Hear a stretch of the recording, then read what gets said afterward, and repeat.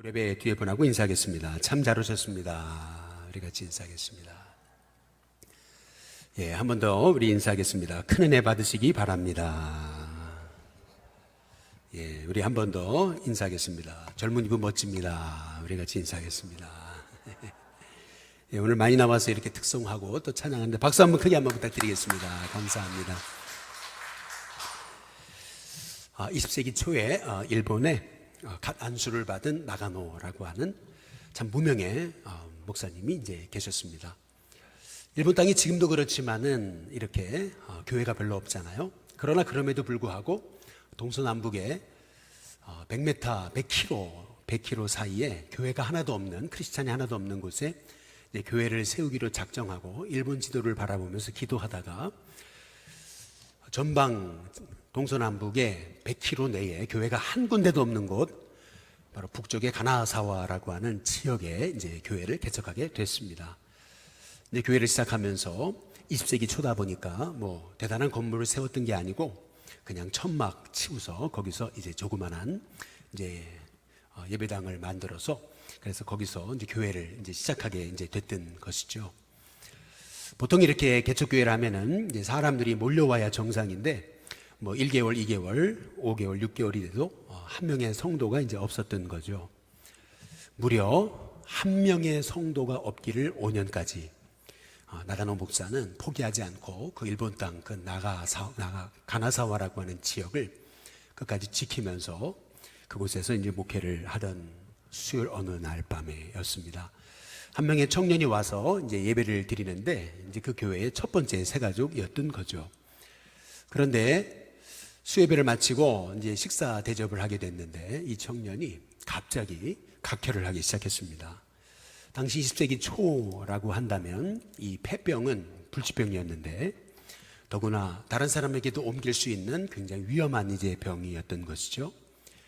그런데 이렇게 입에서 피를 쏟는 이 형제의 피를 닦아주면서 아무 일도 없었다는 둥 다시 식사 자리를 차리면서 그 형제를 축복하는 이 나가노 목사의 이제 모습을 보면서 이 청년이 그 자리에서 완전히 꼬꾸라지게 된 거죠. 이 청년은 본래 일본의 유명 정치인의 아들이었는데 사생아였습니다.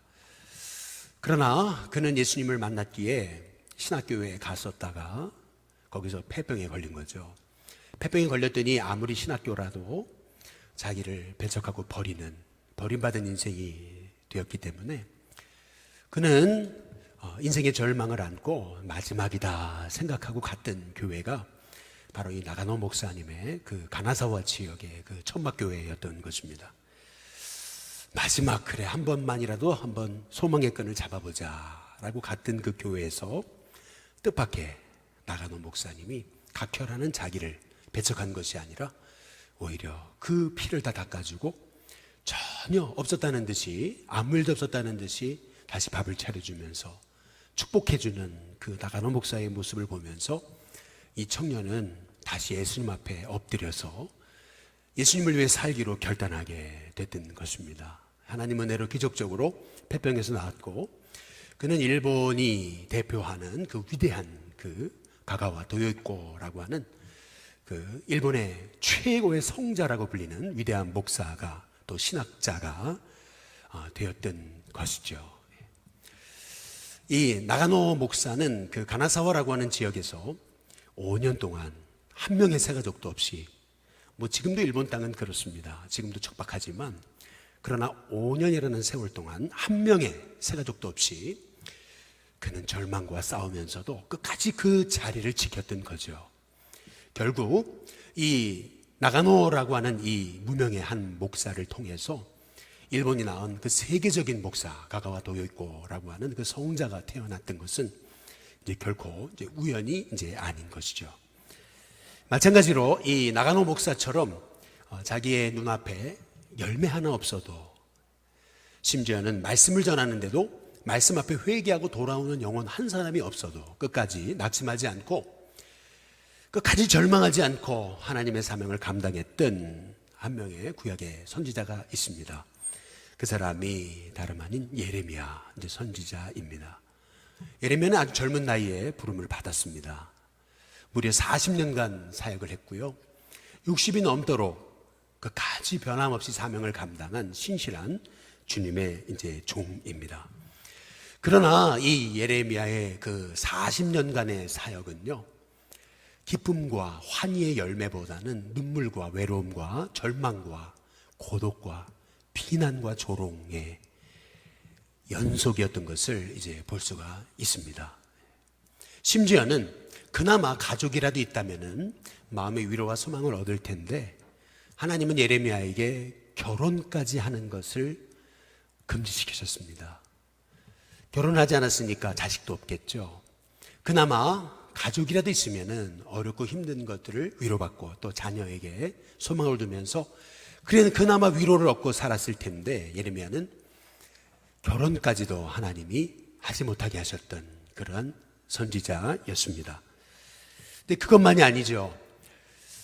이 남유다가 멸망을 당할 것이다 라고 하는 그 하나님의 말씀을 대언했기 때문에 유다 땅에서 매국노 취급을 받았던 인물이 예레미야입니다. 40년간 사역을 했지만 한 번도 자기 백성들에게 선지자다운 선지자라고 인정받지 못한, 인정조차 받지 못한 그러한 참 외로운 선지자의 사명을 감당했던 인물이 이제 예레미야였는데요. 근데 그것만이 아니죠. 예레미야가 하나님 말씀을 전한다는 이유로 이스라엘의 백성들은 그를 2번이나 암살하려고 암살단을 조직하기도 했고, 뿐만 아니라 그를 죽이기 위해서 물 웅덩이에 그를 집어던져 버렸습니다. 우리는 물 웅덩이 그러면은 조금 잘 이해가 안 되실 겁니다. 왜냐하면 우리 문화하고는 맞지 않기 때문에. 그러나 저는 이스라엘에 갔을 때 그 물 웅덩이를 본 적이 있습니다.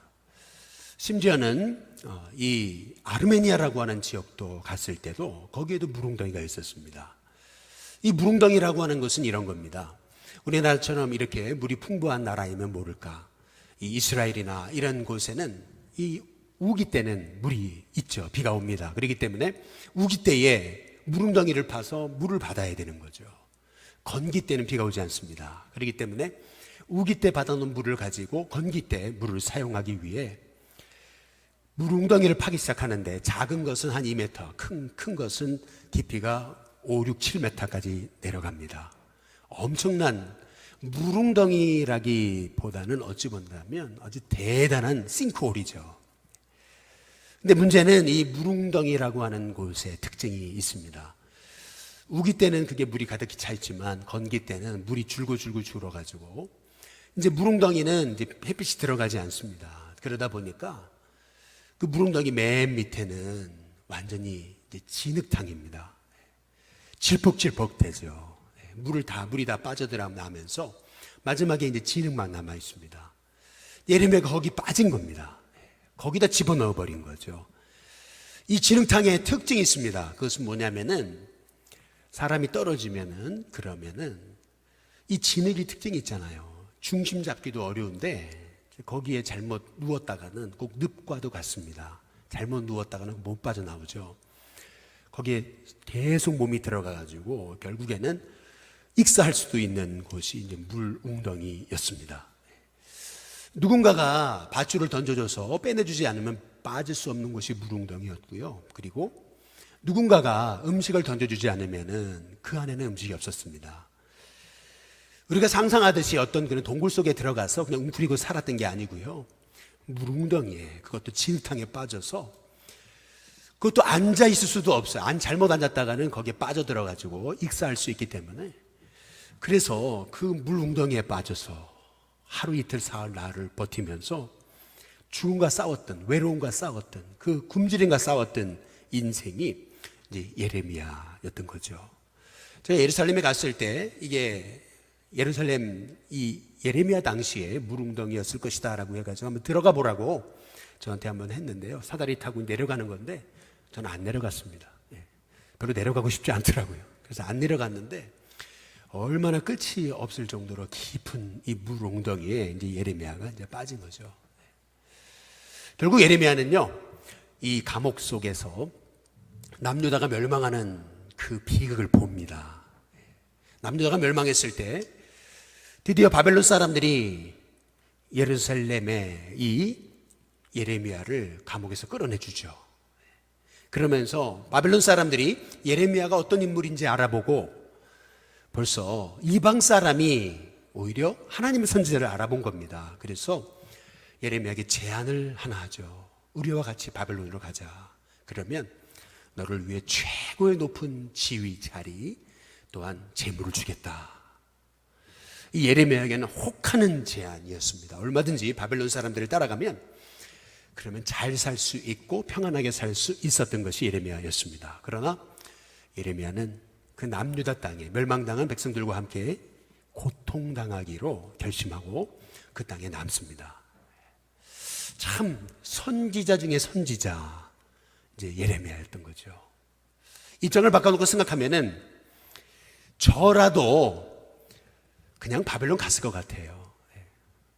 입장 바꿔 한번 생각해 놓는다고 본다면은 바벨론 가면은 내 인생의 찬란한 앞길이 이렇게 펼쳐져 있잖아요. 아름다운 집도 준대죠. 또 먹을 것도 준대죠. 높은 자리에 올려준대죠. 칭찬해 준대죠.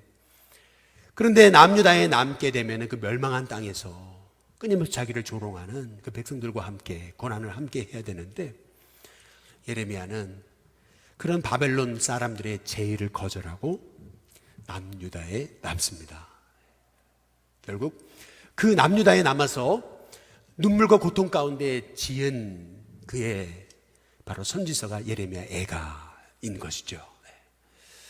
우리는 이 예레미야의 인생을 보게 되면서 한 가지 질문을 하게 돼요. 그것은 뭐냐면 어떻게 아무 열매 없는 그 예루살렘 유다 땅에서 그가 실망하지 않고 포기하지 않고 낙심하지 않고 끝까지 주님의 부르심에 받은 그 선지자의 사명을 감당할 수 있었을까라고 하는 겁니다.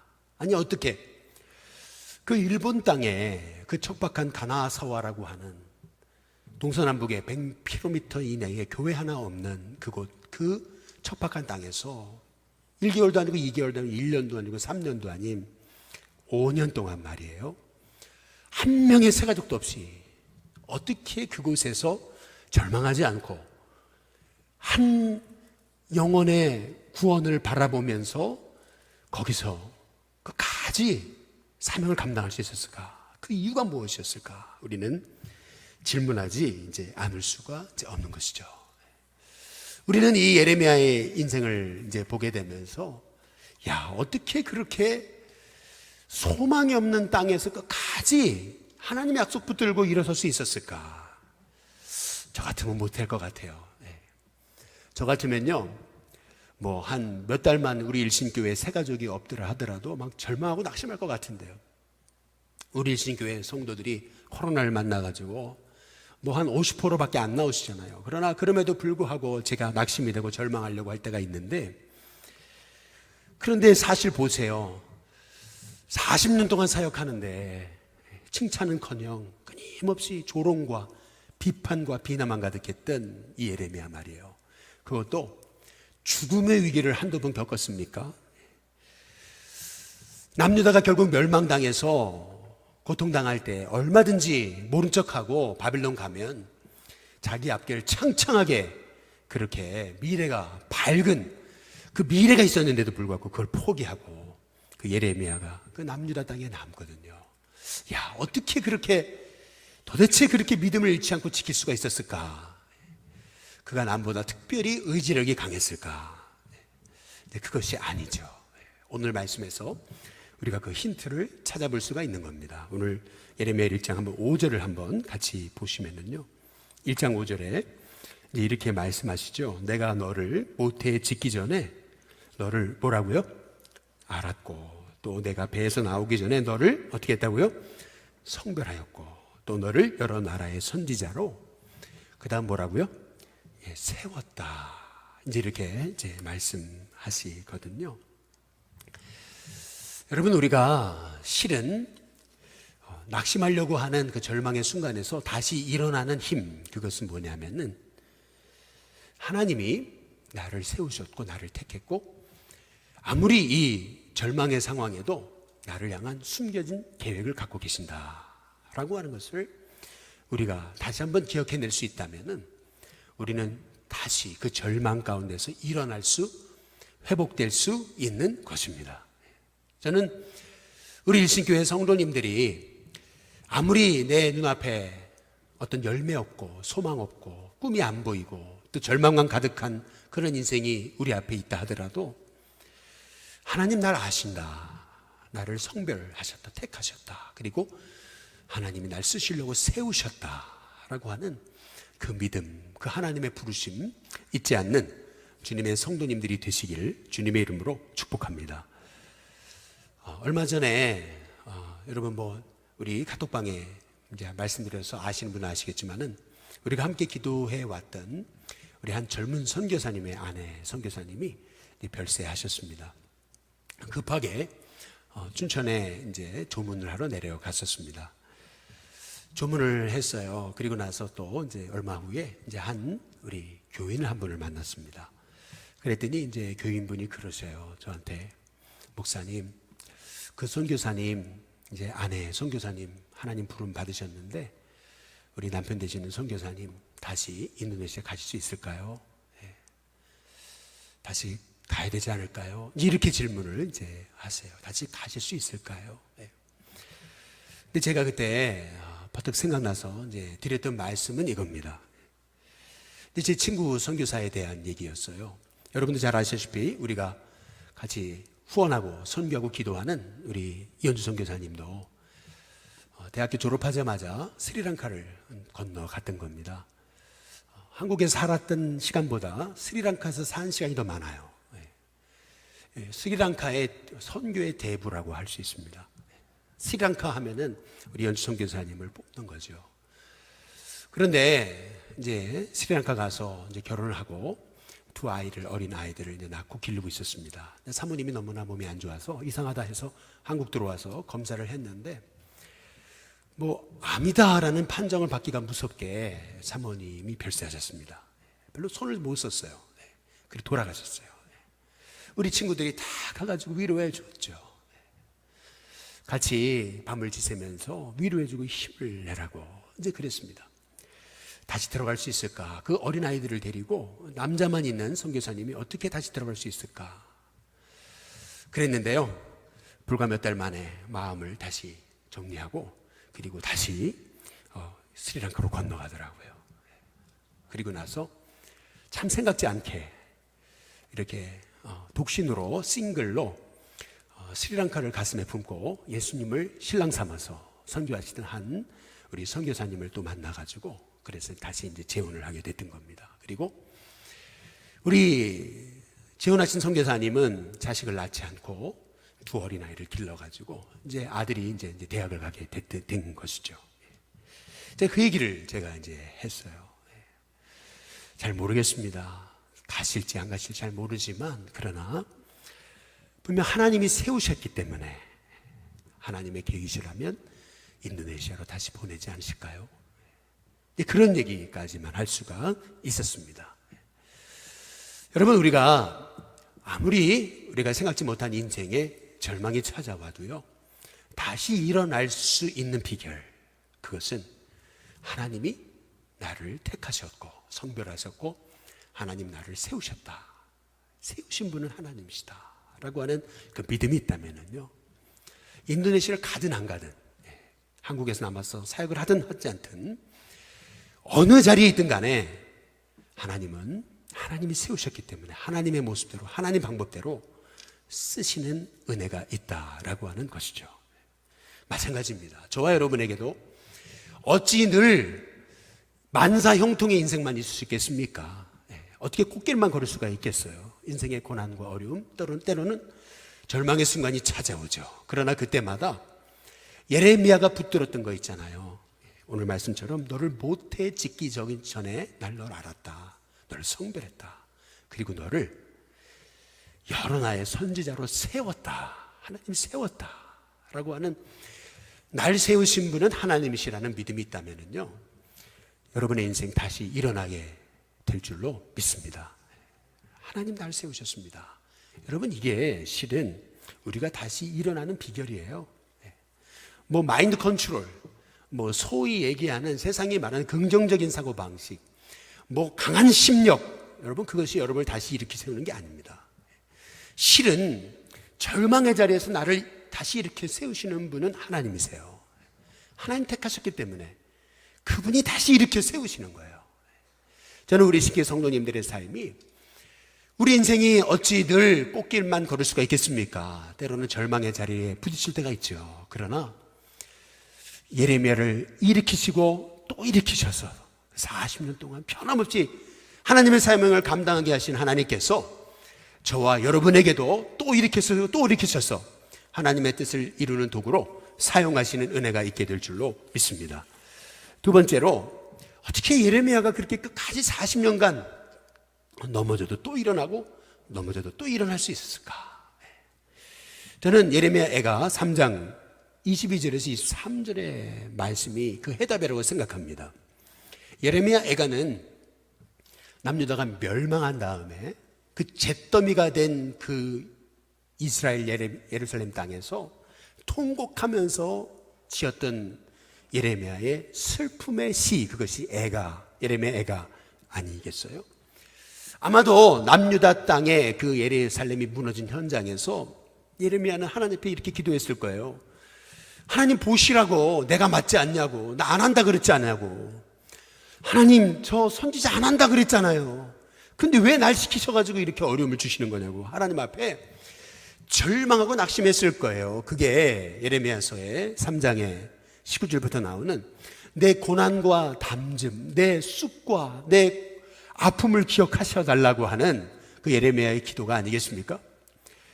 그런데 그럼에도 불구하고 말이죠, 그 고난의 밤을 딛고 일어서서 예레미야는요 다시 일어나거든요. 그 예레미야 3장 22절 23절에 이렇게 예레미야가 고백해요. 여호와의 인자와 국률이 무궁하심으로 우리가 진멸되지 아니함이니이다. 이것들이, 그랬어요. 여호와의 인자와 국률이, 이것들이 아침마다 새로우니 주의 성실하심이 크시도소이다. 이제 이렇게 예레미야가 고백하는 것을 이제 볼 수가 있거든요. 실은 넘어지고 또 넘어지는 게 우리 인생인 거예요. 하루도 수없이 넘어지고 또 넘어집니다. 이게 인생입니다.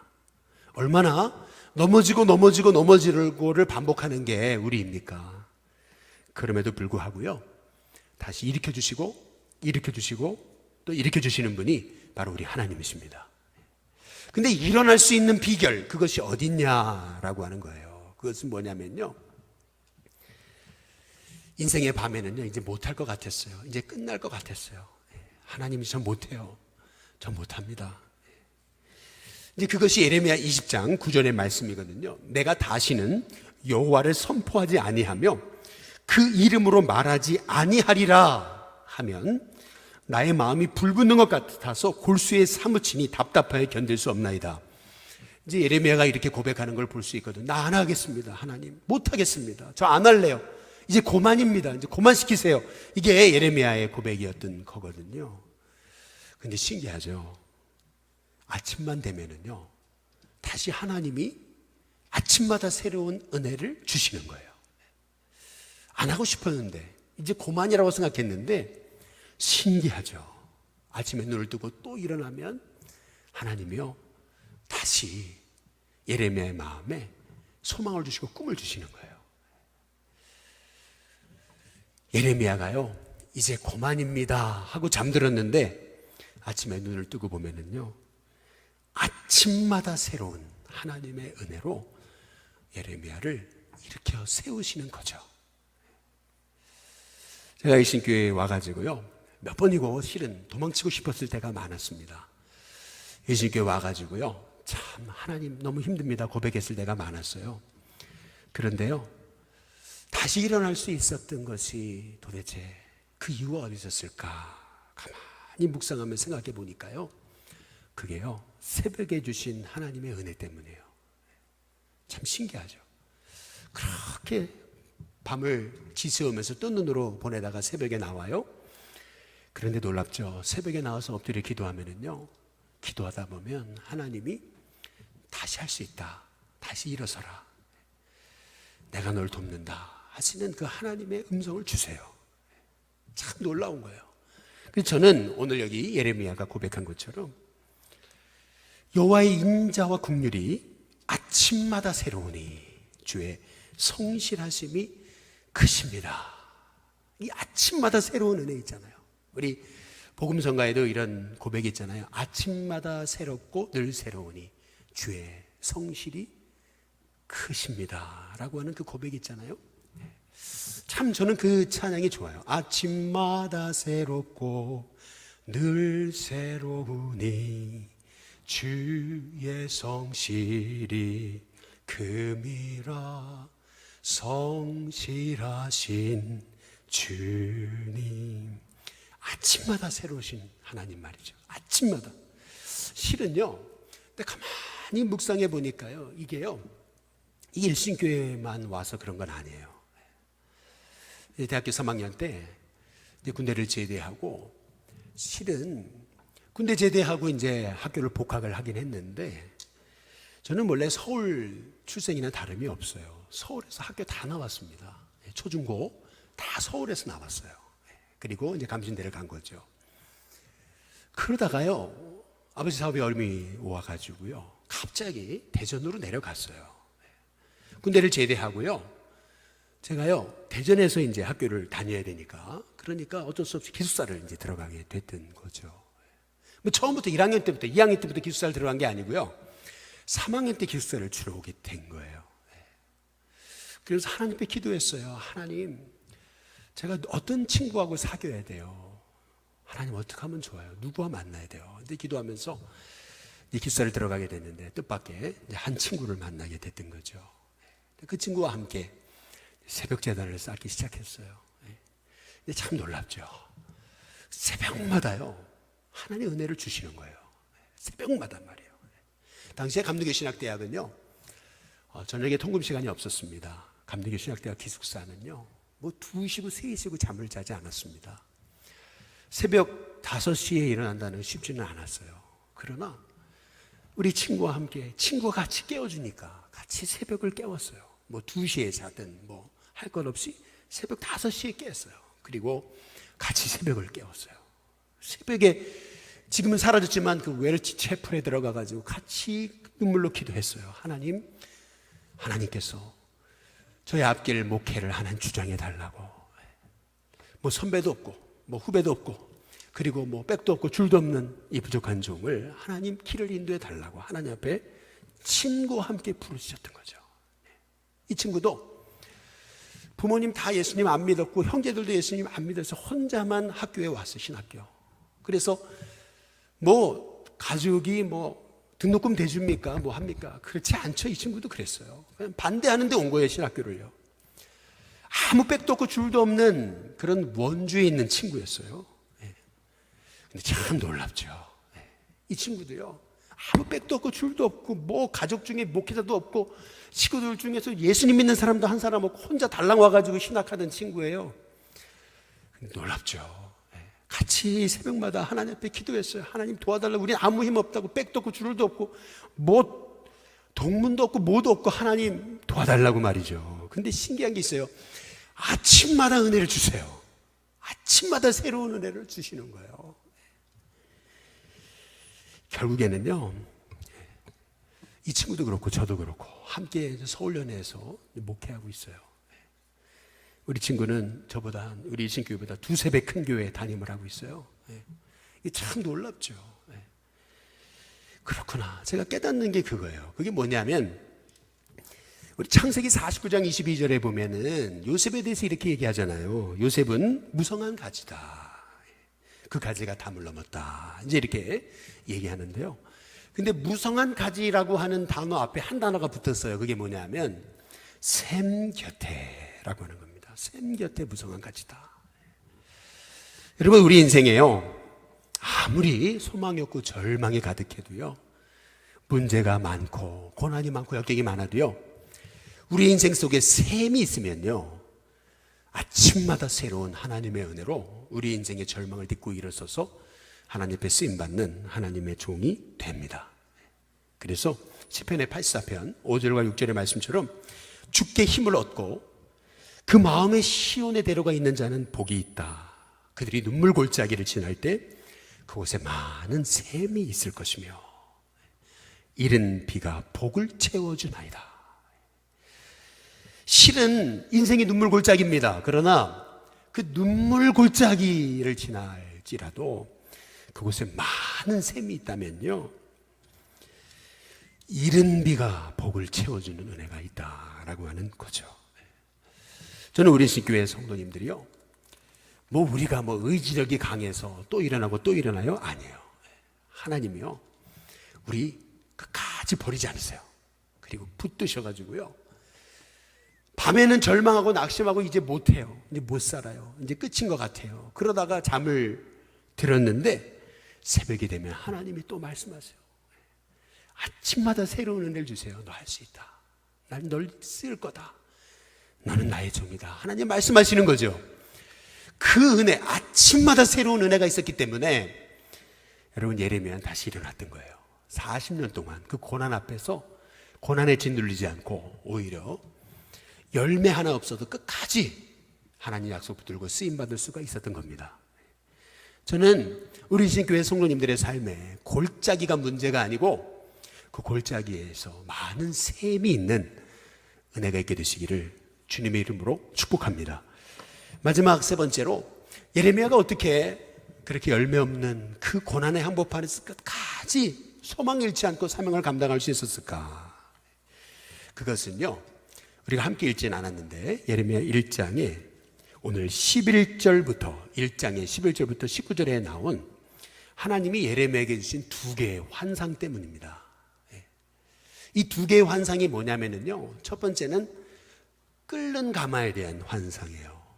근데 이 끓는 가마가요, 여러분 보시다시피 물이 있는데요, 이렇게 기울이면요 물이 떨어지죠. 기울이면 물이 떨어집니다. 마찬가지로 끓는 가마가 있어요. 근데 끓는 가마가 북에서 남으로 기울였습니다. 끓는 가마가 북에서 남으로 기울였다는 얘기는 북쪽에서부터 바벨론이 쳐들어와서 남쪽이 멸망당한다는 뜻이에요. 예레미야가 본 환상, 그 환상은 뭐냐면요, 이 나라가 망한다는 환상이에요. 얼마나 절망입니까? 절망 앞에 서 있는 예레미야예요. 그런데 하나님은 끓는 가마, 기울여진 끓는 가마의 환상만 주신 게 아니에요. 예레미야가 받았던 또 하나의 환상이 있어요. 그게 뭐냐면은 살구나무에 꽃이 피는 환상입니다. 아니, 왜 살구나무냐 이제 이렇게 생각하실지 모르겠어요. 우리 전에 황전사님 수요예배 때 설교하신 것처럼 이 살구나무란 아몬드 트리입니다. 아몬드 나무입니다. 아마도 우리 한국 땅에는 아몬드 나무가 없잖아요. 그러니까 이제 비슷한 이제 살구나무로 이제 번역을 해 놓은 거죠. 이 유다 땅에 이 살구나무, 이 아몬드 트리는요, 특징이 하나 있습니다. 그것이 뭐냐면요, 유다에도 겨울이 있거든요. 근데 그 겨울이 지나자마자 겨울의 끝자락에서, 아직 봄이 오지 않았습니다. 근데 겨울의 끝자락에서요, 지금 나무들은 다 잎이 떨어졌어요. 앙상한 가지만 있습니다. 그런데 그 앙상한 가지에요, 제일 먼저 겨울의 끝자락에 봄의 시작의 시작점에서 제일 먼저 가지가 나서 잎이 나고 꽃이 피는 나무, 그게 살구나무입니다. 하나님께서 지금 예레미야에게 보여주신 환상은요, 끓는 가마의 환상만이 아닙니다. 기울여진 끓는 가마만이 아니에요. 하나님은 예레미야를 부르시며 두 개의 환상을 보여주시는 거예요. 이 나라가 망한다. 그게 첫 번째 환상이구나. 두 번째 환상은 뭐냐면, 그러나 그 인생의 겨울 끝자락에 살구나무에 꽃이 핀다. 하나님이 예레미야에게 환상을 보여주신 거예요. 저와 여러분의 인생에도요, 하나님이 꿈을 주시기를 주님의 이름으로 축복합니다. 꿈이 있으면은요, 사실 꿈은요, 내가 꾸는 게 아니고요, 꾸어지는 거예요. 하나님이 꾸게 하시는 거예요. 정확히 말하면요, 비전은 내가 꾸는 게 아니고요, 하나님이 주시는 거예요. 꾸어지게 하시는 거예요. 근데 참 놀라운 게 있어요. 그게 뭐냐면, 사람은 뭘 바라보느냐가 그 인생을 결정하는 거예요. 늘 망하는 거, 안 되는 거, 늘 실패하는 것만 바라보는 사람은요, 나도 어떤 문제를 만나면 실패할 거라고 착각을 해요. 늘 예를 들면 부모님이 사업하다 실패하신 분요, 그 자녀도요, 나도 실패할까 두려운 거예요. 늘 우리 인생은요, 뭘 보느냐 이게 되게 중요한 거거든요. 예레미야도요, 지금 이스라엘이 망하는 그 현장 앞에, 그 절망 앞에 서 있는 거예요. 그러나 말이죠, 예레미야는요, 그 절망의 한복판에서 살구나무에 꽃이 피는 비전을 보는 겁니다. 그 겨울의 끝자락에 하나님은요, 아직도 땅이 얼어 있어요. 모든 나무들이 다 앙상한 가지만 있습니다. 그러나 그 앙상한 가지에 꽃이 피는 하나님의 비전을 예레미야는 끊임없이 주목하는 것입니다. 마찬가지예요. 저와 여러분의 인생에도 자꾸 내 인생 풀리지 않고 어려움 많고 문제 많습니까? 여러분, 내 인생은 끝이 안 보이고 이러다 끝날 것 같습니까? 그렇지 않습니다. 하나님은 예레미야에게 그 끓는 가마가 기울어져서 남유다가 멸망하는 한복판에서도 살구나무에 꽃이 피는 환상을 주신 하나님이세요. 그 말씀대로 이스라엘이 70년 만에 회복되고 이스라엘 백성들이 다시 본토로 돌아와서 예루살렘 성전을 짓게 하신 분이 하나님이십니다. 마찬가지로 저와 여러분의 인생에도 하나님은 반드시 절망의 한복판에 꽃이 피게 하셔서 그 꽃이 결국 열매 맺게 하시는 분이신 줄로 믿습니다. 어찌 보면 나가노라고 하는 일본의 그 가나사와 지역의 그 목회자가 5년 동안 한 명의 새 가족이 없어도 끝까지 그 천막교회를 지킬 수 있었던 이유는 아마도 그 하나님이 나의 이 척박한 이 골짜기 같은 이 땅에서 하나님이 꽃을 피우게 하실 거다라고 하는 그 꿈, 그 살구나무에 꽃이 피는 그 환상을 끝까지 붙들었기 때문에 결국 그 나가노라고 하는 무명의 목사를 통해서 일본의 위대한 가가와 도요이코라고 하는 위대한 목회자를 일으키신 것처럼 마찬가지로 저와 여러분의 인생에도 끝이 보이지 않는 것 같은 그 절망의 상황에도 하나님은 살구나무에 꽃이 피는 은혜를 허락해 주실 줄로 믿습니다. 우리가 찬양 부르듯이 꽃들도라고 하는 찬양처럼요, 일본의 한 그리스도인이 그 척박한 땅에서 꽃들도 구름도 바람도 우리 주님을 찬양할 것이다 고백하고 있잖아요. 마찬가지로 저와 여러분의 인생 가운데도 내 인생에 절망이 가득하고 소망이 안 보이고 열매 하나 없는 것처럼 보여도 그 절망의 한복판에서 살구나무 꽃이 피게 하시는 하나님, 아몬드 추리에 꽃이 피어서 열매 맺게 하시는 하나님, 그 하나님 바라보면서 믿음으로 꼭 승리하는 저와 여러분이 되시길 주님의 이름으로 축복합니다.